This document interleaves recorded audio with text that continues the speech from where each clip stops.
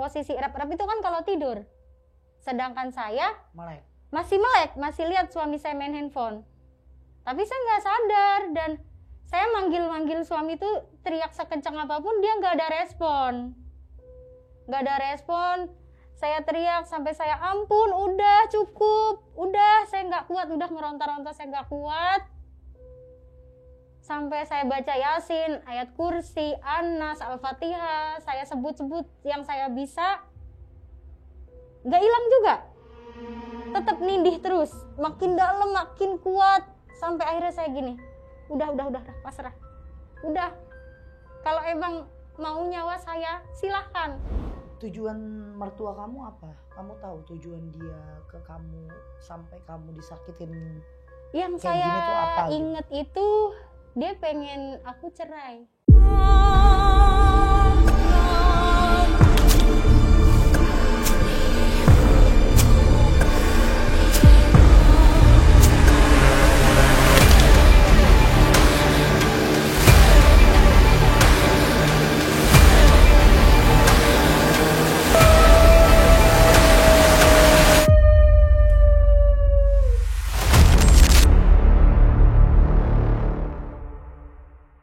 Assalamualaikum warahmatullahi wabarakatuh, sahabat mistis, kumaha daramang.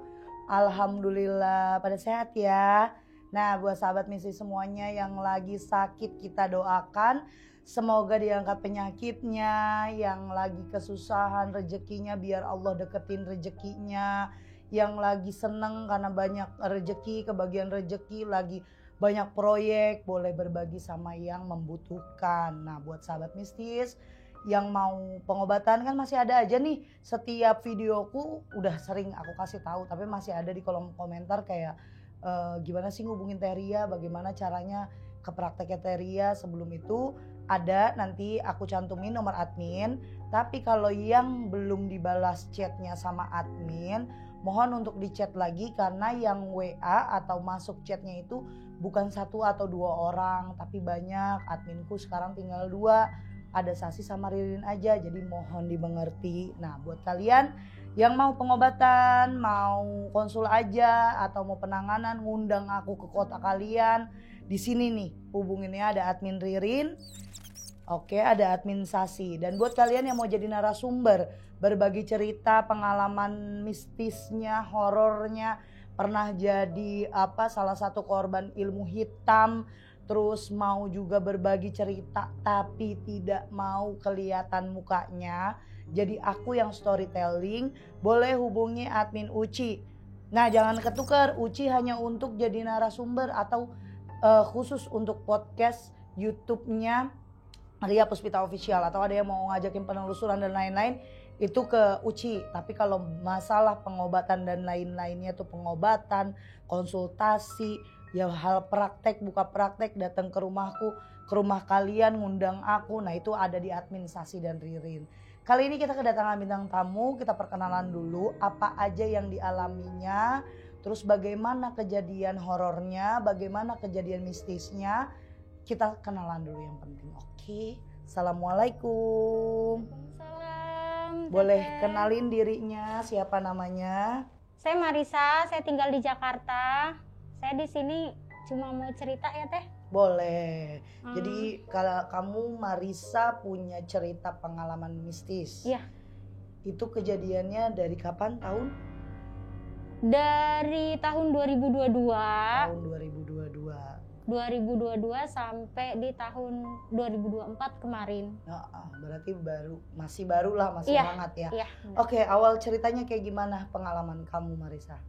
Awalnya saya pikir saya kayak sakit gula gitu ya, karena bawaannya tuh ngantuk, terus juga males, mager-mager gitu kan. Tapi lama-lama saya pikir-pikir, kok kayak bukan gue, kayak bukan saya gitu, kayak nggak kenal diri sendiri aja. Lama-lama hilang kontrol gitu kan. Nah, sampai di suatu malam saya lagi tidur, karena emang jam tidurnya acak-acakan kan ya, siang jadi malam, malam jadi siang. Posisi itu tengah malam Teria, tepatnya jam 12 malam. Tiba-tiba di sini tuh kayak dek gitu, kayak ada yang teken keras, kasarnya mungkin direp-rep gitu ya kalau orang bilang. Nah tapi posisi rep-rep itu kan kalau tidur, sedangkan saya masih melek, masih lihat suami saya main handphone. Tapi saya nggak sadar, dan saya manggil suami itu teriak sekencang apapun, dia nggak ada respon. Saya teriak sampai saya ampun, udah cukup, udah saya nggak kuat, udah ngeronta-ronta, saya nggak kuat. Sampai saya baca Yasin, ayat kursi, Anas, Al-Fatihah, saya sebut-sebut yang saya bisa, nggak hilang juga. Tetap nindih terus, makin dalam, makin kuat, sampai akhirnya saya gini, udah, pasrah. Udah, kalau emang mau nyawa saya, silahkan. Apa yang dimau? Duniawi saya udah pernah semua. Menikah udah pernah, punya anak udah pernah, udah ngalamin gitu kan. Susah seneng pun saya udah biasa gitu kan. Udah saya pasrah, saya nyerah. Tiba-tiba energi itu tekanannya berkurang teh. Berkurang, gak lama saya sadar. Posisi saya masih megang handphone. Saya lihat jam 00.02. Iya, benar banget. Dan saya langsung WA teman saya yang paham tentang indera keenam gitu. Saya langsung WA. Bram, teman saya. Ada apa ya di diri gue? Kok gue mendadak mau mati? Gitu kan. Gue mendadak susah napasnya. Gue gak bisa napas gue gak bisa nyerap ke otak, duh gue mau mati gitu kan. Karena pakai julukan gitu-gitu kan, kita jadi kayak temen, karena emang temen kecil kan, jadi kita ngobrol nyantai, segala hal apapun saya obrolin ke dia, sampai akhirnya saya berani langsung WA ke dia. Kok kayak gini Bram, saya gitu kan. Dia nggak balas, tapi saya berusaha nenangin diri saya. Saya bilang ke suami, saya direp-rep gitu. Kata dia, makanya baca doa. Loh, rep-rep bukan soal doa, saya gitu kan. Debat-debat, saya tinggal tidur. Besoknya saya dapat balasan dari Bram, maaf ya Sa, gitu kan, ini ada yang nyerang dan ini mertua kamu. Dia bilang gitu, dia pengen rumah tanggaku tuh rusak, dia bilang gitu. Ya. Tenangin dulu, lanjut. Akhirnya udah dia bales gitu, setelah jam 12 siangnya dia respon, maaf ya bukan saya lancang Sal, kata dia gitu. Oh oke, Bram, gue tahu kok masalah itu. Oke ya, makasih ya udah nunjukin siapa orangnya. Setelah itu saya ke kamar mandi kan, nenangin diri karena suami nggak masuk kerja. Kebetulan motornya lagi rusak, ada kendala. Entah mungkin udah jalannya gitu kali ya teh, gitu kan. Terus akhirnya saya ke kamar mandi, nahannya gini, kok bisa, kok tega gitu. Apalagi dia bilang mau rusak rumah tanggaku, biar apa gitu kan. Terus di jam 2 siangnya di hari yang sama itu si Bram WA lagi, kata dia, Sa, nanti sore setelah asar jangan kemana-mana, insya Allah dipagerin, tapi dengan catatan jangan kemana-mana, zikir aja, zikir yang banyak, karena abis asar mau hujan paku, dia gitu. Dan bener teh, di atas atap kamar tuh kayak hujan pasir, kayak ada yang siram pasir gitu. Nah udah itu, kamu ada efek sakit nggak saat dengar itu? Pusing dan berat di sini teh. Itu tuh selalu, aku sampai berobat minum obat dokter, obat warung, obat sakit kepala, obat nyeri badan gitu kan, nyeri otot, nihil, nggak mempan. Nah akhirnya berhari-hari saya sharing kan, terus kata teman saya gini, si Bram, ya udah maunya gimana, ini energi kuat banget karena mertuamu ini nyerang terus. Jadi mertuaku tuh melalui tetangganya si Mbak Tati itu ngirimin terus. Boleh disebutin sukunya? Boleh. Dari Madura. Dan itu yang awalnya katanya Si Mbak Tati Tutinya ini. iya, Mbak Tatinya itu kan dari Madura, dan mertuaku perantaranya dia, serangannya jadi makhluknya dari Madura juga gitu. Akhirnya saya nggak pasrah gitu aja dong, saya berusaha kan cari gimana, saya zikir, dia kata Bram zikir. Dia juga minta backup temennya juga kan, kebetulan masih temenku juga gitu, kita satu sekolahan dulunya. Nah minta backup juga sama Yanto temenku. Nah aku jadi di backup si Yanto, suamiku juga dipagerin sama si Bram. Tapi itu yang sana itu nggak pasrah gitu aja teh, terus dan apa ya, kayak nggak ada capeknya aja gitu. Tujuan mertua kamu apa? Kamu tahu tujuan dia ke kamu sampai kamu disakitin? Yang Kayak gini tuh saya apa gitu? inget itu dia pengen aku cerai, karena dari dulu aku mau cerai nggak jadi-jadi. Kenapa maksudnya pengen cerai itu apa, ada masalah kah atau ada ribut dulu gitu? Ribut gede sih dulu banget ya, itu pernah sih, cuma kayaknya kalau langsung ke serang begini kayak udah basi dari masalah yang itu. Kalau saya ingat-ingat kronologinya sih itu cuma karena uang teh. Maksudnya? Jadi dia tuh nggak rela kalau suami saya tuh nyenengin saya, menghidupi saya dengan layak. Bahkan dia ngelihat saya makan berdua pun, ngapain sih gitu. Oh marah, cemburu Agak, jadinya. ya. Kalau tahu saya hamil juga, ngapain sih lagi-lagi hamil? Anak Anaknya udah berapa? banyak, anak 4. Nah gitu. Lah kan hamil ada bapaknya, ngapain pusing? Bener nggak teh? Iya. Nah terakhir Mm-mm. itu aku tanya ke Bram ini kan, Mm. Bram, emang dari kapan sih nih gue begini? Mm. Dia cerita tuh di waktu santai kita chatting via WA itu kan. Nah dia ngomong, ini tuh udah setahun nyerang badan kamu, tapi emang parahnya sekarang. Itu energinya tuh berasa banget. Kayak gimana yang kamu rasain? Selalu sesek napas teh, tapi kalau di luar happy. Kalau di dalam rumah aja? Kalau masuk rumah tuh kayak masuk ke tempat apa gitu, langsung kayak gitu. Kalau yang aku inget sih awalnya kayaknya si Tati ini ngadu. Mm-mm. Karena? Ada ngadu ke mertua karena aku ngobrol sama sebelah rumah. Waktu itu acara kematian bapak mertuaku kan, karena mereka pada sibuk rebutan rokok, rebutan makan, kayak nggak layak orang duka cita banget kan. Ya aku ngindar dong, aku kan punya toddler, aku masih busui. Aku ngindar ke yang non asap rokok kan.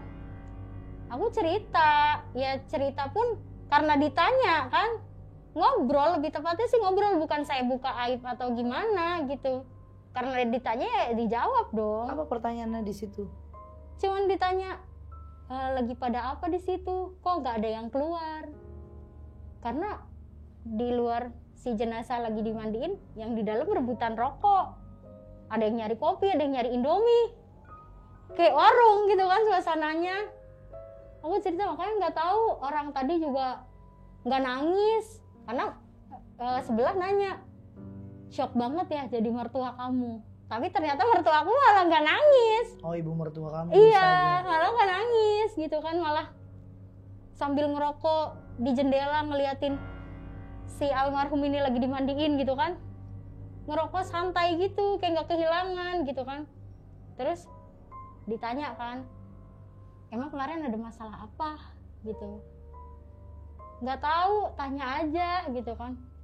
Iya, sebenarnya sih masalahnya tentang pinjem duit gitu. Nah, ya aku kan bilang, ya ada masalah di Jakarta kemarin gitu. Iya tuh pinjem duit ke saya segini, tapi bilangnya buat apa gitu. Kan aneh ya, ibaratnya kalau untuk beli barang kan berbentuk gitu. Sedangkan bilangnya ada masalah gitu kan. Ditutup-tutupin lah, sedangkan ya namanya masalah, dan masalah itu terus-terusan di situ-situ aja. Otomatis orang tahu kan. Nah, ternyata si Tati ini ngadu sama ibu mertuamu. Itu karena emang antek-anteknya gitu kan. Nah, malamnya yasinan ngeributin lah masalah duit lagi. Muak dong. Kayak saya kan ini lagi duka cita loh. Emang gak bisa besok, emang gak bisa nanti. Makamnya tuh masih basah gitu. Yang diributin perkara buku Yasin harus dicetak nih sebelum 7 hari. Apa itu bisa bikin jenazahnya bangun? Maksud saya kan bisa nanti gitu kan. Bisa apa setelah 40 hari mungkin. Kenapa yang diributin mau pakai uang sumbangan dari tempat kerja suami? Tajia? Iya. Kan gimana ya Teh? Buat apa? Buat bikin buku Yasin itu loh Teh. Terus kan saya debatin, ngapain sih nggak bikin jenazahnya bangun? Saya gituin kan. Ribut lah di situ. Kamu apaan sih? Kamu ngerti apa? Di sini tuh tetangganya pada nggak ngerti. Yang ada jadi omongan gitu kan. Ya tapi kan nggak bisa bikin bapak bangun. Saya gituin kan. Nah nggak terima, diem tuh, sepi kan. Terus besoknya ngomong lagi, pusing duit ini itu gitu kan.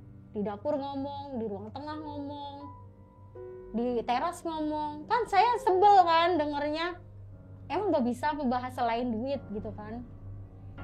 Terus pas udah 7 hari juga, saya itu sebenarnya udah merasa beda. Gimana bedanya? Bedanya suami saya lebih sering bohong. Soal duit. apa Gak yang terbuka. kamu tahu?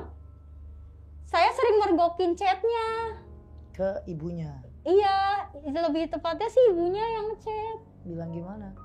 Ya, ibu minta uang, kata dia gitu. Ibu minta uang. Ini kalau chatnya udah kamu buka, kamu hapus ya. Terus juga ada juga yang, ibu transfer dong, segini gitu. Tapi kamu jangan bilang istri kamu ya, gitu. Itu tuh beberapa chat Teh, bukan 1-2 chat, gitu. Tapi suami kamu tetap ngasih tahu atau enggak? Enggak. Dan yang lebih saya sebelnya lagi, sampai uang sekolahnya anak-anak dikorbanin Teh.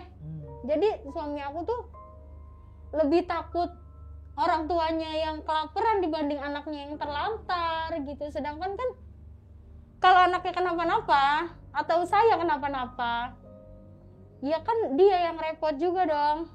Kayak dia ada hutang pun pasti saya yang kena imbasnya. Saya sama anak-anak yang kena, bener gak? Nah, saya tuh gak mau ada kejadian pinjol. Waktu COVID udah kejirat pinjol, dan itu juga gara-gara emaknya. Saya gak mau keulang lagi aja Teh, gitu. Maksud saya tuh, jangan kita nutupin utang ibu kamu, tapi utang kamu bececeran di mana-mana. Gitu, maksud aku tuh ya, gitu. menyelesaikan masalah dengan masalah lah. Nah itu, bener banget. Terus lanjut, apa yang kamu alamin lagi di hal goibnya? Hal goibnya, anakku sering dilihat ada yang ngesot di depan kamar mandi. Sama di depan kamar, katanya ada rambut panjang, mukanya ketutupan. Sudah coba untuk penyembuhan atau pembersihan? Enggak. Kenapa? Karena temanku si Yanto, dia bilang gini, aku backup. Yanto apa Bram nih? Melalui Yanto dulu. Terus aku koneksi ke Bram. Terus kata Bram gini, yuk daripada kamu penasaran, sebenarnya udah tak backup ke tempat Om Johan, teman bapakku. Akhirnya kita ke daerah Tangerang, ketemu Om Johan. Terus disitulah saya tahu makhluknya apa. Apa makhluk? Aku sih nggak ngeliat, Heeh. tapi itu ngerasuk ke Om Johannya. Bentuknya apa? Dan apa yang diucapin saat kerasukan? Itu perempuan dari Madura. Dia marah banget karena aku datang ke tempatnya Om Johan. Nggak terima kalau aku cari cara buat berobat. Akhirnya aku cari celahnya ya, apa yang dia nggak suka dong, biar dia semakin nggak suka kan. Akhirnya aku setelah itu aku berobat ke Om Johan. Pas aku datang ke Om Johan itu ngerasukan, dia datang, dia marah-marah, dia sampai Om Johannya muntah darah. Nah itu karena dia ngamuk. Aku ditahan sama Bram, aku nggak boleh ngedeket karena kata si Bram, dia tuh mau ngerusak wajah kamu. Jadi dia mau ngerusak fisik aku, bukan cuma ngerusak rumah tangga aku gitu. Terus apa yang dilakuin Om Johan untuk kamu? Cuma zikir sih Teh. Dikasih apa?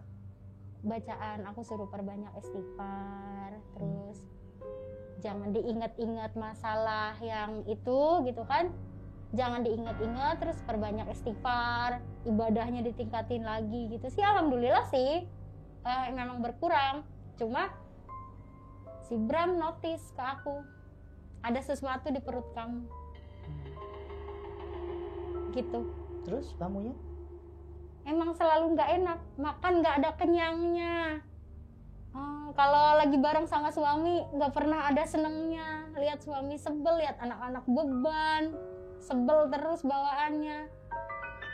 Tapi kalau keluar happy gitu.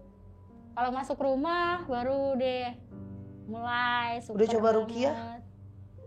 Ruqyah sih aku belum, cuma aku tingkatin aja karena si Bram bilang ini, kata dia gini, aku backup terus, ini hilangnya susah, tapi aku usahain hilang. Yang penting dari sananya udah gak nyerang terus. Jadi begitu serangan itu datang terus, emang di backup sama Bram, diputar balik, dibuang ke rumah di kampung biar meledak di sana, kata dia gitu. Jadi saya fokus di ngurusin suami, ngurusin anak-anak, fokus ibadah. Jadi aku berusaha buat ngelupain aja Teh masalah itu. Terus hubungan kamu sama mertua dan suami gimana sekarang? Kalau hubungan sama mertua, ya itu, karena dianya yang menjauh sendiri, ya mungkin karena ada masalah ini tadi kan, jadi dia juga agak jaga jarak gitu kan. Kalau hubungan sama suami, jujur, dari awal itu gak pernah ada apa-apa. Dari sebelum ada aku merasa ditekan pun gak ada masalah ribut atau apa, gak ada. Oh, gak pernah berantem? Gak pernah, berantemnya tuh rata-rata Teh, yang seringnya nih gara-gara imbas tiap suami tuh ketahuan chatnya, habis chat mertua, habis transfer nggak ngomong-ngomong, dan itu besarannya lumayan. Harusnya kan dia ngomong dulu kan ke saya gitu kan, tapi dia enggak ngomong. Kalau giliran saya ngomong, saya marah-marah, ini kenapa ada bukti tap, ini ada duit segini, kemarin saya minta alasannya banyak, saya gitu kan, alasannya inilah, alasannya itu, jadinya berantem. Pemicunya sih ya itu tadi. Tapi kamu pernah nyoba nggak untuk minta maaf ke mertua kamu? Minta maaf sih karena nggak pernah ada kesempatan ketemu Teh. Ya sebelum papa Jarang. meninggal. Oh, kalau itu sih ya kan momen lebaran 40 hari sebelum bapak meninggal kan lebaran. Ya emang ada sungkem. Ya cuma itu doang. Ya kan? itu sebenarnya setulus hati sih ya, namanya ke orang tua ya. Jujur aja nggak pernah ada seuzon sebelumnya. Cuma waktu pas sebelum aku ngerasain tekanan itu, emang aku ada pulang kampung dan si Tati ini menguntit saya dari belakang. Jadi kan momennya makan nih, ibadah makan-makan saya mau cuci tangan ke kamar mandi. Nah si Tati ini ngikutin saya di belakang. Dia langsung nyamber perut saya. Disamber ini. Terus gitu. Dipegang gitu. Dipegang. Terus Kayak kamunya ngomong apa pas? terus saya gini, ih apaan sih? Saya gitu. Ah enggak, kesenggol. Kata dia cuma gitu. Dan itu ternyata kata Bram itu tuh yang nempel di perut aku jadinya lama. Dan sampai sekarang kamu masih ngerasain di badan atau Sesekali sudah? ngerasain. Oh, berarti Terakhir bulan nggak apa parah. Enggak, cuma serem teh. Maksudnya? Kalau ngerasainnya tuh itu teh apa kayak erep-erep juga. Cuma yang datang yang aku nggak suka, yang perempuan. Oh, kuntilanak. Ya. Siang-siang aku pernah tidak Ngeliat. ngelihat sih enggak, cuma kayak erep-erep gitu, tapi itu tuh sampai capek banget ya. Beda banget, bukan sekedar aku lagi tidur erep-erep itu enggak, beda pokoknya. Udah gitu di suami sih yang lebih sering ada ciri-cirinya. Maksudnya? Ciri-ciri. Kalau lagi itu serangannya datang, Heeh. ke saya mungkin gemempan udah di backup teman-teman kan, Yanto sama Bram. Nah, kalau sama suami kadang-kadang masih lengah, masih dapat. Oke. Mendadak suami tuh berhari-hari nggak bisa tidur, gelisah, ngajak ribut mulu, gitu-gitulah. Berarti terakhir itu di 2024. Iya. Sekarang di 2025 sudah mulai membaik keadaannya. Alhamdulillah, karena saya udah pelan-pelan berdamai sama keadaan, lebih fokus aja ke ibadah, karena yang dia mau kan saya pisah. Tapi saya jawab waktu yang saya datang ke tempat Om Johan itu, kan dia ngucap, si makhluknya ini melalui Om Johan dia ngucap, kata dia, pokoknya kamu harus pisah, saya nggak suka lihat kamu bahagia, saya diperintahin biar kamu hancur. Saya tantangin di depan, karena duduknya berhadapan kan satu ruangan kayak gini, silahkan lawan aja takdir. Saya gitu. Saya sama Daniel itu ketemu Tuhan yang mempertemukan, Kanjeng Gusti Allah yang mempertemukan. Sampai saya nikah, gak ada campur tangan manusia yang mendorong-dorong kita untuk nikah. Emang kita yang sama-sama pengen nikah. Sampai berapa tanggal terlewati batal pun, akhirnya kejadian nikah. Apa kalau bukan takdir yang mempertemukan? Bener gak? Ya kalau dia gak suka, silakan lawan jalan takdirnya Gusti Allah. Gitu kan? Saya udah ngucap gitu di tempatnya Om Johan waktu itu. Dan akhirnya itu terus yang jadi pegangan saya. Jadi tiap tidur, tiap jalan, misalnya saya di jalan lihat kecelakaan, kan suka merinding sendiri ya, ngeri kita kena juga kan. Saya suka gini, kalau emang udah jalannya ya udahlah, saya ikhlas. Tapi kan yang penting kan sudah selesai. Iya. Kamu juga udah nggak ngalamin apapun itu kan. Iya. Nah kalau sekarang mah gini, manusia itu selalu tempatnya emosi. Iya benar. Dan di dunia ini kita berantem kalau udah nikah, kalau nggak sama ipar sama mertua. Iya benar. Kalau kita belum nikah, kita berantemnya kalau nggak ke kakak kita, adik kita, tante kita, sepupu kita ya. Lingkungannya jarang sama orang lain, tapi orang terdekat. Kalau kitanya masih keras, ya mau kita katanya disantet lah, difitnah, di apa. Kalau kita ya masih keras ya itu akan main keras-kerasan, main hantem-hanteman, main tetap penghinaan. Pokoknya nggak ada yang namanya perdamaian. Kalau sekarang kamu memang udah ya udah teh, udah nggak ada juga penyerangan. Terus saya juga udah ikhlas, lebih baik ibadah, ya udah lupain. Karena biar gimana pun mungkin suami kamu bener nih mau ngasih ke orang tua. Yang dia takutin kalau curhat sama kamu nggak dibolehin buat ngasih. Padahal kan kamu sendiri juga pasti ngizinin, yang penting bilang. Mertua kamu kenapa jangan bilangnya sama Marisa nanti gini atau nggak usah bilang. Takut juga nggak diizinin ntar anak gue nggak boleh ngasih ke gue. Bagaimanapun rupanya dan sifatnya mertua itu resiko yang kita alamin, resiko yang kita dapetin. karena kita sudah memilih jadi istri dari anaknya dia. Kadang perlakuan orang tuanya kepada anaknya ngebuat kita jadi seorang istri itu, aduh lebay banget lagi mertua gue, aduh begini lagi, aduh ikut campur, aduh itulah macam-macamnya ujian di rumah tangga. Yang penting sekarang gak perlu nada tinggi lagi. Kalau memang waktunya silaturahmi, ingat jalur ikhlas. Saat kamu ikhlas, gak perlu ada Bram, gak perlu ada Yanto, gak perlu ada Om Johan. Kalau kamu ikhlas, kamu serahin ke alam semesta, kamu serahin ke Tuhan, kamu serahin ke Allah, kamu udah serahin nih, ya udah kita luaskan semua ke langit, insya Allah mereka yang akan memutarkan rencana kamu. Ya gimana teh, gue gedek aja sama mertua gue begini, nggak boleh. Saya pernah ngalamin itu di perkawinan saya yang pertama. Kalau saya pisah bukan karena mertua, karena suami saya dulu KDRT, tidak mau kerja, bla bla bla bla. Semua kayaknya ada masalah di, misalnya beberapa netizen masalah suami, saya semuanya itu ada di saya semuanya.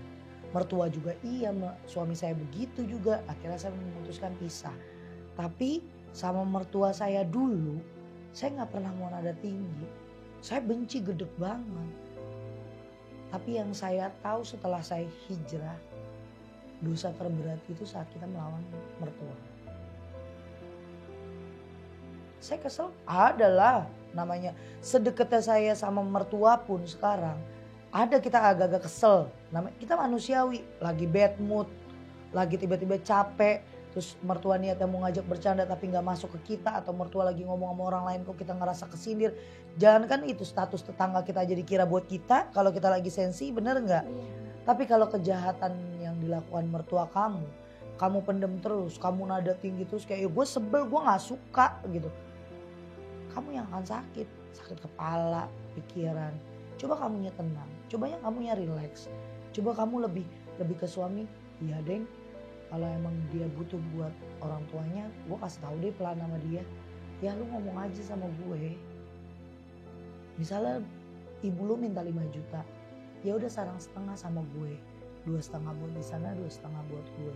Kalau nggak bisa juga, kamu kasih tahu ke suami, kamu udah nikah, kamu punya saya. Seandainya saya ngelakuin itu, saya nggak bilang sama kamu, saya kasih uang saya ke tante saya, apa ke bude saya, gimana perasaan kamu? Kan tidak dihargai. Pelan, oke? Iya. Jadi kalau kita nahannya kesel, mau perlakuan mertua kita udah baik pun, sekalipun dia udah berubah, udah gak ngancurin kita lagi, kita keingetnya sakit aja. Karena ini pengobatan untuk kamu, ikhlas, lepasin, udah. Kalau kata orang enak teh ngomong, saya juga pernah gitu. Saya pun kalau lagi ngalamin kayak gitu, mau siapapun yang ngomong saya gak dengerin. Tapi biarlah hati saya panas dulu beberapa hari, diemin dulu, kita tenangin, baru kita belajar ikhlas. Karena semua butuh proses. Jadi saya ngomong gini, ikhlasin. Kalian lagi belajar ibadah sekalian aja. Oke Mbak Risa? Iya. Intinya biar sekarang makin sehat, hubungan rumah tangganya nanti makin baik, hubungan ke mertua juga makin baik. Karena kita mau cari apa lagi ya. Anak-anak juga deket gak sama neneknya? Kebetulan anak-anakku emang gak mau teh gitu. Karena mertua, jarak juga jauh ya. Selain jarak pun anak-anak udah lumayan besar, udah bisa menilai, bisa membandingkan keluarga mama begini, keluarga papa begini. Jadi anak-anak lebih nyaman di keluarga saya. Memang kebiasaan begitu kan? Iya. Di mana-mana juga kalau perbandingan karena enakan di ngumpul sama persepupuan mama apa persepupuan papa. Biasanya kayak gitu. Banyak kan ya dari mama, kayak saya nih, saya lebih deket sama keluarga mama saya, sepupu-sepupu saya di mama. Sama keluarga papa nggak deket. Ya kita ketemu pun belum tentu setahun sekali karena ada yang di kampung, ada di mana. Tapi komunikasi kurang baik, bukan kurang baik, nggak baik gitu kan. Ya karena nggak tahu ada di sana, nggak pernah ada yang ngubungin saya juga, apalagi dulu saya miskin, ya kan. Pas saya naik aja saya viral, saya di WA karena mau minjem duit. Nah itu nyata. Ya kalau saya udah gak mau pusing. Sekarang yang penting saya punya anak, punya suami. Kewajiban saya harus apapun itu patuh sama suami. Dengerin omongan suami. Kalau saya mau nolong orang lain, saya harus dapat ridho dari suami saya. saya harus minta izin sama suami. Jadi kalau orang lain bilang, lu pelit amat sih sekarang, udah banyak duit, apa udah terkenal, apa-apa ini itu, gue minjem sekian aja, oh nggak bisa. Karena gue punya suami, gue harus dapat ridho dulu dari suami. Kalau Ria yang dulu mungkin Ria yang sendiri bisa, kalau sekarang nggak mau. Karena rumah tangga kita bisa kacak-kacak karena kita sendiri. Ya, jadi saling ingetin, kamu juga harus kuat. Karena biar gimana pun kamu tahu itu kekurangan mertua kita. Itu aja. Yang penting kamu tidak membalas dendam apapun, tidak melakukan hal yang sama seperti mertua kamu lakuin. Kalaupun ketemu nada kamu turunin, jangan tinggi, lebih baik diam, minta maaf, selesai. Oke? Nah, buat sahabat misi semua nih, buat pelajaran hidup juga, buat pelajaran juga apa yang dialami sama Kak Marisya pasti banyak nih di sini. Banyak juga kok yang nge-DM Sasi ngomong kayak Bas, aku tuh nggak suka teh karena aku disakitin, dikerjain sama mertuaku sampai begini gini. Terus atau enggak sama ibu mertuaku, ada yang sama bapak kandungku, bapak tiri, bla bla dan lain-lain. Gimana kita nyikapinnya aja? Karena saya nggak bisa untuk berkomentar. Masalah saya, masalah Marisa, masalah kalian itu hampir sama tapi beda cerita sedikit aja. Mungkin kalau saya dengan terlebih ada beberapa dari keluarga bapak saya, ada beberapa dari keluarga ibu saya. Kalau kita tumpahkan cerita kamu dengan cerita saya, kerasa juga cerita gua parah aja. Kita akan ngerasa cerita kita paling menyedihkan dan paling parah. Padahal masih banyak cerita-cerita orang hidup di luar sana yang lebih menyedihkan. Diperkosa bapak kandungnya, bener nggak? Dibuang sama ibu kandung bapak kandungnya, ya. Masih banyak lagi. Yang penting kuncinya itu balik lagi ke awal, kita ikhlas. Kalau teh gue manusia, iya belajar ikhlas dulu aja. Kalau memang kita tidak bisa sama sekali untuk memaafkan orang yang nyakitin kita, cukup minta sama Allah, ya Allah udah coba nih maafin. Udah coba banget setiap sholat, ya Allah tolong kasih saya hati yang luas. Saya mau maafin Fulan bin Fulan, ya Allah sakit banget. Tapi kok nggak bisa ya Allah. Minta pertanggungjawabannya ke Allah. Saya serahkan ke Engkau ya Allah yang punya hati saya, yang punya hak untuk menghakimi. Karena gimana pun saya juga manusia. Tidak bisa juga saya nih nyubit saya, dia mukul saya, dia nyakitin saya. Terus tiba-tiba saya langsung memaafkan. Hari itu juga ada sakit di sini. Dipendem lagi, belajar ikhlas. Ikhlasin lagi. Ternyata ikhlas yang saya lakuin itu setahun baru bisa lupain. Ya kan? Terus orang bilang ikhlas lah, coba ikhlas. Guru-guru saya ikhlas, saya coba ikhlas. Kita coba sehari, 2 hari, sebulan, 2 bulan, akhirnya baru bisa ikhlas. Yang penting apa? Coba dulu. Mencoba dulu untuk membuka hati. Tapi kalau memang udah sakit banget di sini, kita serahin sama Allah. Hidayah apa yang akan Allah kasih ke orang-orang yang nyakitin kita, ganjaran apa yang ke orang-orang jahatin kita, biar itu urusan Allah. Oke? Buat sahabat misi semuanya, terima kasih hatur nuhun semuanya yang udah selalu dukung channel YouTube Ria Puspita Official. Buat semuanya yang mau jadi kayak Mbak Marisa, boleh hubungin Uci. Yang mau konsultasi, yang mau nanya-nanya, mau praktek, mau penanganan, mau ngundang. Oh ya, ada beberapa orang yang nanya kalau ngundang Teh Ria itu prosedurnya gimana. Tanya nanti ke administrasi sama Ririn. Karena kalau di luar Pulau Jawa atau di luar Jabodetabek itu ada pembiayaan untuk transportasi. Jadi ada saya ketemu pasien yang kekeh minta tolong ke saya nggak tahu penyakitnya apa, tapi saya suruh Kalimantan. Saya nanya alamatnya di Kalimantan Sulawesi, mohon maaf. Tapi tetap ngotot sampai DM saya, kata-katanya nyakitin banget, sampai ngomong bilangnya gratis, bilangnya ini, cuma disuruh minta tolong ke Sulawesi aja nggak mau. Sulawesi mahal nek. Sulawesi kita butuh biaya dan saya nggak tahu Sulawesi itu luas. Kalau kalian memang mau berobat, ngerasa sakit dan sudah ke dokter, ke medis ke yang lain nggak ada, hasilnya nihil semuanya nggak ada, boleh berobat ke saya, benar-benar saya bisa bantu kalau ketemu saya. Ya, ingat kalau ke rumah saya, karena apapun yang kita lakukan itu butuh pengorbanan. Oke, saya juga butuh pengorbanan waktu, pikiran, saya juga butuh pengorbanan keuangan. Kalau ke rumah kalian kan saya harus tahu juga alamat kalian di mana. Bisa nggak, bentrok nggak sama channel YouTube saya lagi shoot, atau saya ketemu orang, atau saya lagi nemenin anak saya sekolah, oke?